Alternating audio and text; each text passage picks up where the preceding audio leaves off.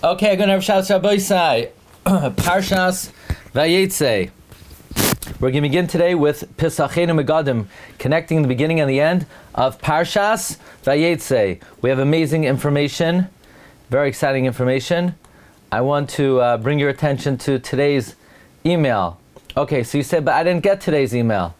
Well, you need to be getting the emails. This way, you know what time the share starts, and you have the Marmakaimis, and if you want them, you could print it out after. And there's a lot of good stuff on it. So the way you get the emails is you go to our site, rabbidg.com, and you hit the big button that says subscribe, and then you get all the information. So let's say today, okay? You see it, Dr. Paul? I do get it. No, I get it. Okay, good. Okay. I have to get the email and then find it and then download and print it. Okay. So today's email, we this week, actually this past Thursday, we finished the Sefer Ben La'ashri, collection of Divrei Torah that we've been learning over the last 4 years or so. And if anybody wants to participate in the publication, the tzaddik offers to pray for anyone who says over his Divrei Torah. Okay, so the first shir, Pesacheinu Megadim, Parshas Vayeitzei, and away we go.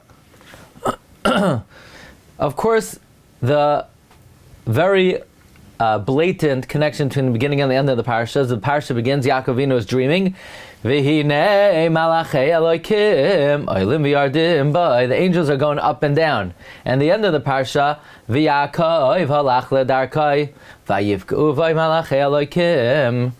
So we have the angels who are going up in the beginning of the parsha, the angels of Eretz Yisrael going up, and the angels of Chutz La'aretz coming down. At the end of the parsha, Yaakov Avinu again sees two groups of angels. And the end of the parsha, Rashi says again, the two groups of the Machana of Chutz La'aretz that came with him until now, and the Machana of Eretz Yisrael that came out to greet him.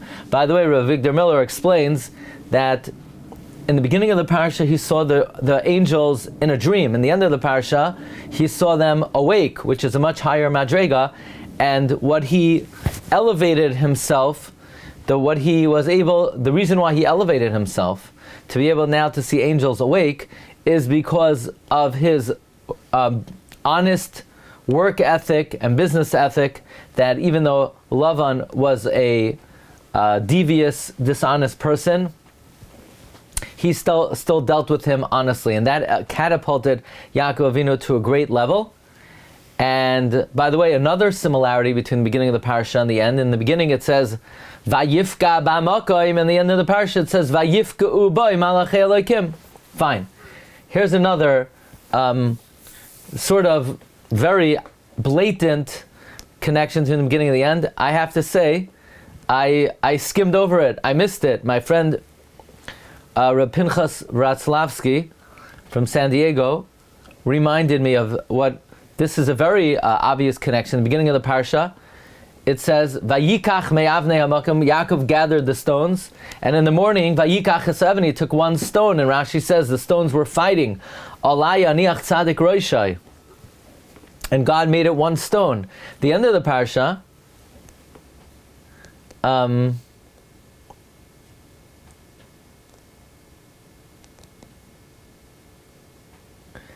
Vayomer Yaakov gathers stones, and they gathered the stone, and they made one pile of stones.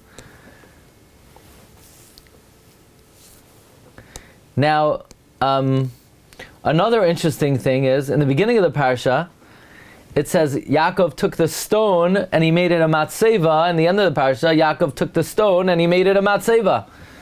So, number one, we have the similarity that a bunch of stones were gathered to become one, both in the beginning and the end, as well as the idea that the stone was made into a matzeva.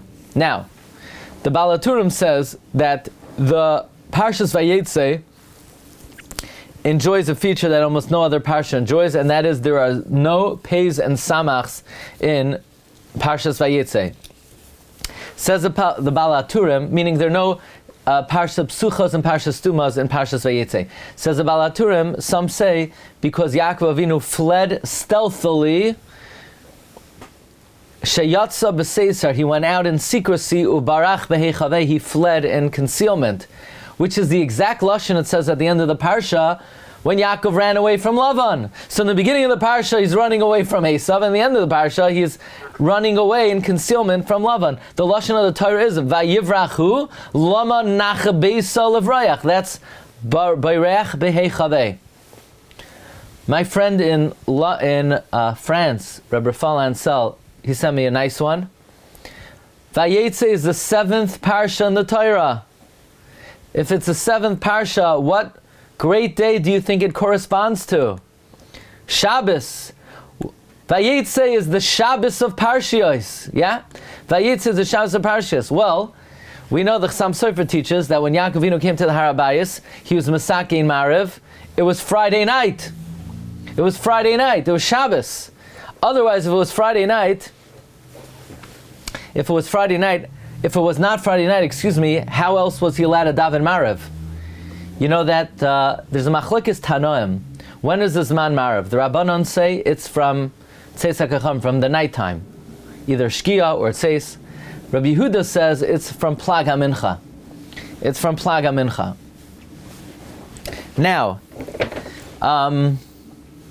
what's interesting is there's a question, and Tosfos and Brachos asks this question. According to the Rabbanon, that you can only daven Mariv in the nighttime, how was Yaakov Avinu allowed to daven Mariv? It says Vayifka b'makom, he daven Mariv, and then Kiva Hashamish, then the sun set. That means Yaakov Avinu daven Mariv before Shkia.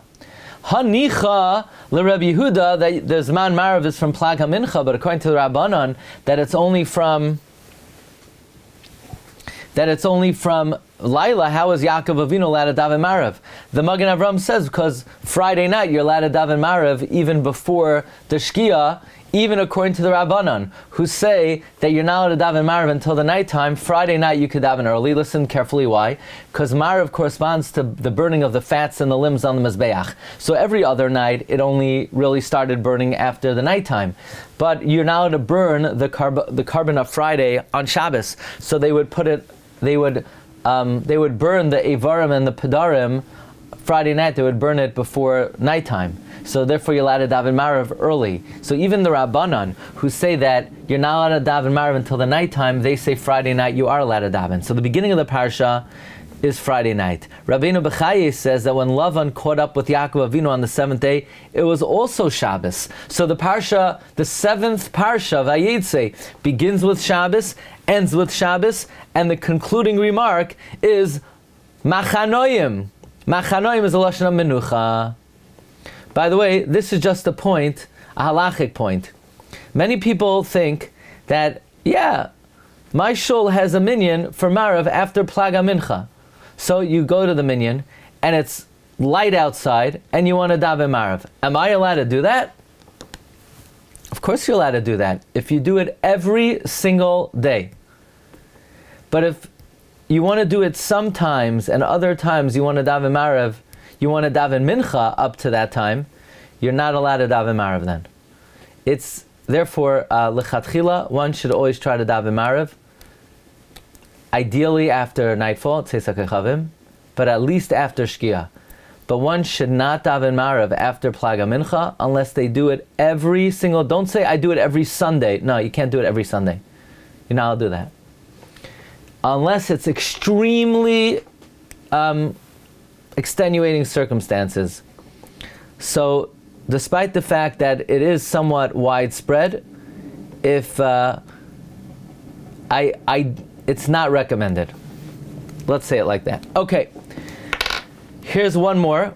This is very interesting. Many Svarim bring down. Well, I brought over here from Rabbi Yaakov Abi Chatzera in the Machzor Halavan that the beginning of the parsha, the words Mi Be'er Shava Vayelech Charana is Rashi Teivos Mashiach. Did you know that?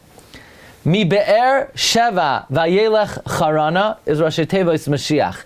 So you say Rashi Teivos Mashiach. How is it Rashi Teivos Mashiach? Mashiach is spelled with a Yud, not a Vav. Well, then we'll do it.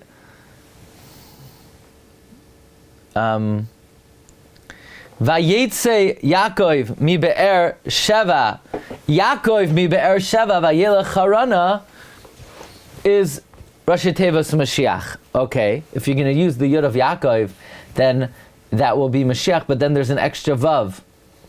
So the Rabbi Yaakov Bichatzera says, yes, the way you do it is like this. Yaakov,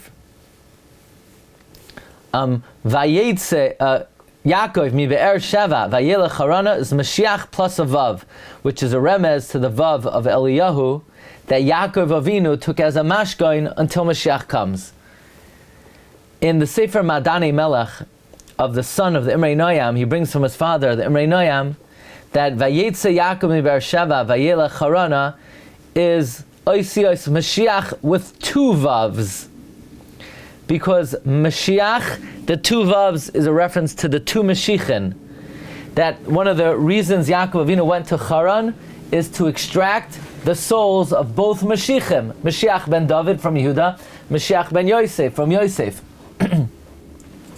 Well, at the end of the Parsha, my friend Reb Daniel Weinstein sent me, there's a remez in the last pasuk also to the two Mashiachim.